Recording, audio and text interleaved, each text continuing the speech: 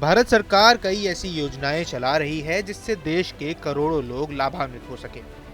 इन योजनाओं पर सरकार सालाना काफी पैसे भी खर्च करती है ताकि जरूरतमंद और गरीब वर्ग के लोगों की आर्थिक स्थिति अच्छी हो सके। इसी कड़ी में देश के किसानों की आर्थिक जरूरतों को पूरा करने, आमदनी बढ़ाने और उनकी आर्थिक स्थिति को मजबूत करने के लिए कई योजनाएं चल रही हैं। इन्हीं योजनाओं में से एक पीएम किसान सम्मान निधि योजना है। यह भारत सरकार, खासकर प्रधानमंत्री नरेंद्र मोदी की सबसे महत्वाकांक्षी योजनाओं में से एक है।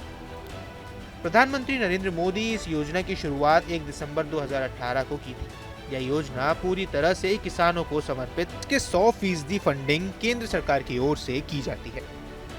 योजना के तहत सभी पात्र किसान परिवारों को 3 बराबर किश्तों में हर साल 6,000 रुपए की आर्थिक सहायता केंद्र सरकार की ओर से प्रदान की जाती है। 6,000 रुपए की इस आर्थिक सहायता को हर साल 4 महीने के अंतराल पर 2,000 रुपए की 3 समान किस्तों के रूप में केंद्र सरकार की ओर से जारी की जाती है। देश में करोड़ों किसान केंद्र सरकार की शानदार स्कीम का लाभ ले रहे हैं।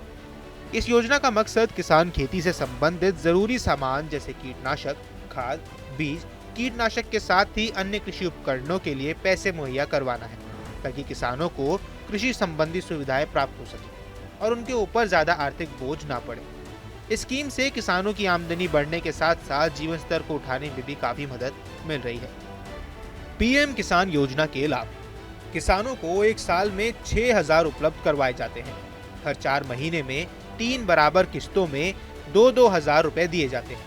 योजना का मकसद किसानों की आर्थिक परेशानी को दूर कर मजबूत करना है। करीब 10 करोड़ किसानों को इस समय इसका फायदा मिल रहा है। सामान्य तौर पर पीएम किसान योजना की पहली किस्त अप्रैल-जुलाई के बीच, दूसरी किस्त अगस्त से नवंबर के बीच और तीसरी किस्त दिसंबर से मार्च के बीच जारी की जाती है। इस स्कीम के तहत हर किस्त के डीबीटी के जरिए ही सीधे किसानों के खाते में भेजा जाता है। इस योजना के तहत केंद्र सरकार अब तक 18 किस्तें जारी कर चुकी है। ऐसे में देश भर के किसानों को अब 19वीं किस्त का इंतजार है। खबरों के मुताबिक केंद्र सरकार जल्द ही 19वीं किस्त जारी कर सकती है, ताकि देश भर के किसान गेहूं समेत अन्य फसलों की सिंचाई समेत अन्य कामों में मदद मिल सके। हालांकि सरकार की तरफ से तारीख को लेकर अब तक कोई आधिकारिक पुष्टि नहीं की गई है। अगर आप भारतीय नागरिक हैं और पीएम किसान योजना के जरूरी मानकों का पूरा करते हैं तो आप भी इस योजना का लाभ उठा सकते हैं।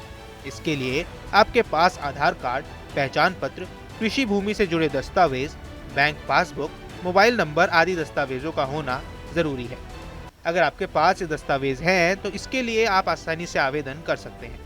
पीएम किसान योजना के लिए आवेदन की प्रक्रिया काफी आसान है। इसके लिए आपको सबसे पहले योजना के आधिकारिक पोर्टल pmkisan.gov.in पर जाना होगा।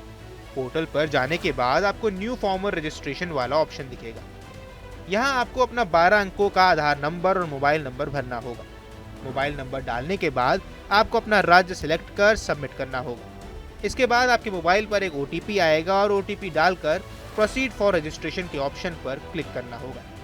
यहाँ पर आपसे कई तरह की जानकारी पूछी जाएगी।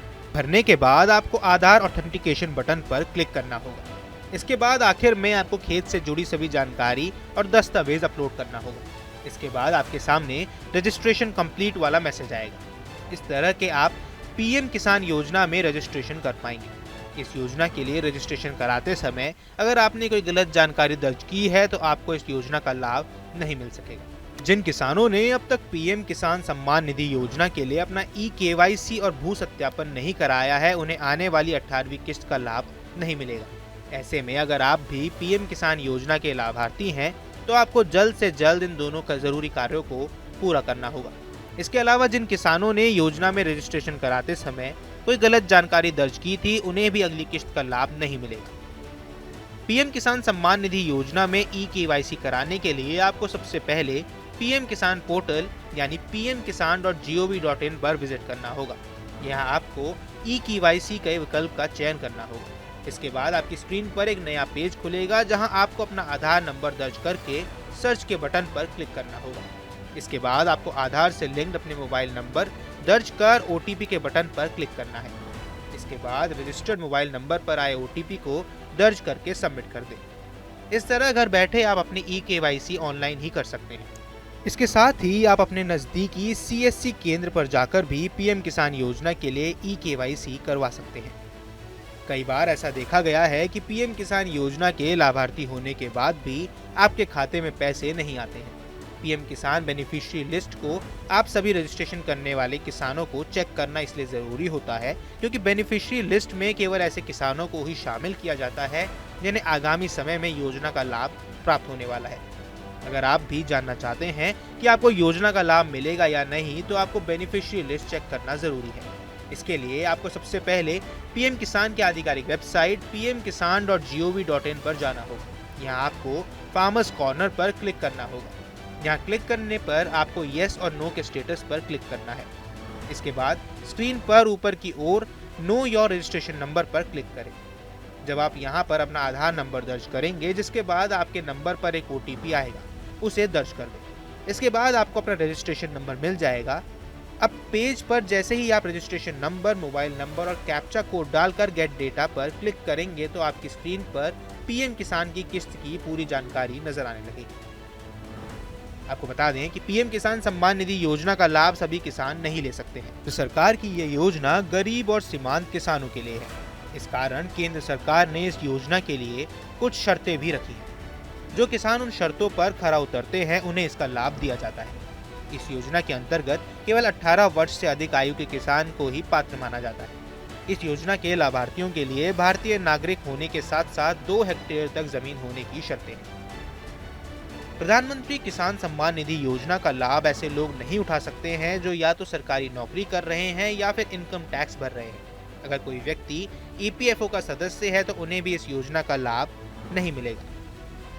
पीएम किसान योजना की एक अहम शर्त है कि परिवार में केवल एक ही सदस्य इस योजना का लाभ ले सकता है।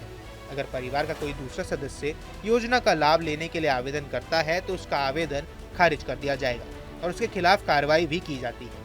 यही नहीं, उसमें दी गई रकम भी वापस करनी होगी। न्यूज नेशन अब व्हाट्सएप पर खबरों की ताजा अपडेट के लिए न्यूज नेशन के इस QR कोड को स्कैन करें।